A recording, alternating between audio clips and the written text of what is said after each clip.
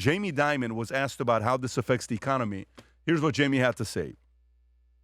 He says Iran's conflict won't be major inflationary hit. Rob, I don't know if you have a clip on this. I think you do. Go for it. As people kind of think about the potential ripple effects of higher oil prices, for example, obviously today's move is just one day. Do you see a risk that this could lead to sustained inflation over the long run? I don't think this thing in an isolated way will. I think there's some risk. There's more inflation than people think, and that could be like a skunk in a party if that ever happens. Hopefully it doesn't happen, and no one actually knows. But this right now will increase gas prices a little bit. And again, if it's not prolonged, there's not going to be a major inflationary hit. Again, if it went on for a long time, that would be different. Another concern that I've seen mentioned out there is the risk of retaliatory cyber attacks, banks being a potential target there. How concerned are you about that? I know that's something that you mentioned in your letter about a year ago. I think the most important thing is that we keep the Western world free and safe for democracy. And people like this have gotten away literally with murder for 50 years. So that's far more important. But, as a corollary to that, you got to expect there'll be cyber attacks or terrorist attacks either here or around the world. Banks may be targets, so may, plenty of other people. And we always try to be prepared for that. We never try to predict when, why, where. We spend a lot of money protecting ourselves for cyber. We think it's part of our job. But I've always said I would consider that one of the highest risk banks bear. Not just the cycle, cyber. Yes, I remember that from your letter last year. And of course, we are here at the Leveraged Finance. Right there. Tom, thoughts? So Jamie Dimon is speaking at the Global Leveraged Finance Conference. Translation, this is where they have their butt hung out with billions and billions and billions of global leverage. Translations, loans to the rest of the world. The only thing he's going to do is be a Secretary of State and try to talk about calmness, especially sitting there at his own conference on global leveraged finance. The last thing he wants would be to make some spook comments, because Jamie is probably one of the few voices in America outside the Fed that can move a market like radically, because a lot of people fall behind him. Snyder. Yeah, Jamie and inflation, there's a tortured history there. I mean, last year he talked about how tariffs were going to create much more inflation than people were expecting. At the same time, the J.P. Morgan was buying U.S. Treasury bonds hand over fist. So you never know what he's actually. But you're right, he is more of a politician. Exactly, he's more of a politician than anything. And so his whole point here is to maintain calm. He realizes that if oil prices go higher, it's going to create a bunch of trouble. There's already trouble percolating up in the credit markets to begin with, especially in private credit and leverage loans in particular. So he is, let's keep this at the absolute minimum so that people don't get too upset about what's taking place. Mark. Yeah. Well, I think as you said, I mean, when Jamie talks, you have to listen. He's one of the few people that can move markets, as you said. He understands what's going on. Now, of course, he has to talk his own book, and his job is to calm the market, so to speak. But I would say, as far as is he right or wrong, of course he's right. It's pretty obvious. If this is a prolonged conflict, we're going to have inflation for any number of reasons, and we can go through the list of what those are. If this is relatively short, it gets wrapped up in 4 or 5 weeks, as Trump said maybe it will, then probably it's just a little blip and it's not a big deal. But certainly we already see a little bit of an uptick in oil prices, a little bit of uptick in gas. I think not only about prices going up because of supply chains and oil prices, et cetera, but also because of the sheer amount of debt and monetary stimulus we're going to need to fight this war as well. So if it's prolonged, yes, we're going to have inflation. And I think, Trump ran on a couple main points. Number one, bringing inflation down. 2, having markets do very, very well. And 3, peace, no wars. And so a sustained conflict takes away all 3 of those points. But 2, anyway, to Jamie's points, if this is sustained, yeah, inflation is going to be a problem. Okay. All right, we'll see. I mean, last time, Rob, we ran a poll. The poll was, how long do you think this is going to last? And what was the number? 57% said less than 4 weeks. Some 50 to 60% said less than 4 weeks. Are you guys in the same spot?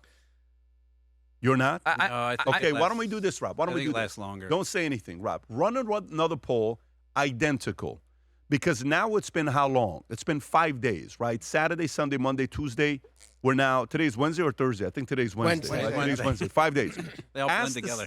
Ask the same exact question And I'm curious to know what the audience is saying on how long they think it's going to last now. And pull it up on Polymarket, too. The Polymarket has it up. Calcium Polymarket, they have it? So, okay, we'll take a look at that as well. Rob, if you want to pull that, post that, I'm curious because I'm sure there's a Calci on that. 100% there's going to be Calci. Rob, did you post it or not yet? Posting it right now. The other day, Polymarket had like 50% ending in like 12 weeks. Ending in 12 weeks? Yeah, 50%. A couple days ago. I don't know where it's at as of today. Where do you think it's going, Jeff? I think this is more complex than people want to give it credit. 4 weeks, I think, is overly optimistic. This is a very complex operation that takes time. And unlike previous administrations, they're absolutely right talking about this. I mean, think about the first Gulf War. As soon as they got into the complex part of it, the Bush administration said, oh, we're done. They stopped way short of where they probably should have. And I think it was a realization that to go to the final lengths that they wanted to go to, the final lengths that the Trump administration wants to go to, this is not a 4-week operation. This is a complex operation. It's going to take time. It's going to take an investment. I think they're laying the groundwork for that to take place. That's why they're saying 4 weeks, maybe 5. We'll see how it goes. But that doesn't mean it's going wrong. It just means it takes time to do what they're trying to do, because what they're trying to do is not have to do this every couple of years. Yeah, it's funny. Right now, if you look at the poll, Rob, if you want to pull it up, is that it? Yes, sir. Okay, it's 2,000 sample size, a little over 2,000, 25% less than a month, 1 to 3 months, 44%, 3 to 6 months, 12, 6 months plus 19. Now, when we did the same exact poll on Saturday, look what Saturdays look like. You have a picture of it, Rob, if you just want to. It's going to be a little bit pixelated. How long do you think it'll last? 6,000 votes, 47% less than a month. And that is now flipped from less than a month to 1 to 3 months in 5 days. So I'll take the 1 to 3. You'll take the 1 to 3? I'll take the 1 to 3, and I say that based off of Trump seems to have this pattern. So if you look at this pattern that he has, where if we look at the tariff negotiations, for example, right, he has this pattern where he comes in and says, hey, if we're going to make a deal and I'm going to take everything from you, really, really strong. And then he sort of like backs off, like, let's make a deal. Then he started moving warships over, started staging them. So we saw it happen with Maduro as well. Started staging the ship, started applying pressure, and then he backs it off. He starts kind of seeding the news stories like, hey, there's probably a deal coming, then no deal happens. And so you see these waves of power. And so when we look at the tariffs, when we look at Maduro, Venezuela, et cetera, I think about 6 to 12 weeks seems to be about the time frame that it takes to go from like that sort of first pressure to getting the deal done. Do you have the Calci numbers, Rob? And we'd have to say what done looks like. Yeah. And so when I say done, obviously to your point, this is probably going to take a long time. But what I would say what done looks like is where the war de-escalates. Yes. What is this? This To me, shows is what? done when the Straits of Hormuz is no longer any threat, and then they can still do whatever it is they need to do. It's really the active conflict that leads to potentially escalating branches. I mean, that's really Well, done. we'll see that part. Go back to that Calci, Rob. Is that the one that we're looking at? U.S.-Iran nuclear deal? Oh, that's a whole different thing. I think that part, again, if it's regime change versus regime collapse, who the hell is negotiating nuclear deal? If it's about regime collapse, there is no nuclear deal. We're not doing no nuclear deal with you. It's just there is no conversation, similar to how, and this says what? This says who the next leaders are going to be? Yes, sir. Well, they have this one figured out. Price. $7 million. $7 million waged on this one. Interesting. By the way, you know who's quietly coming up, Tom? Who's getting more press than JD? If you were to right now go and look at minutes on TV, okay, the last 90 days, who has more? Is it Hexet or Rubio? I'm sorry, Hexet or JD? Yeah. Rubio, 90 days. It's Hegseth and Rubio over JD. So you As realize Any way you want to look at it. As they should right now. it is as they should right now, but that's also, a lot of these Calcis have JD at the top. Now Hexet's coming up.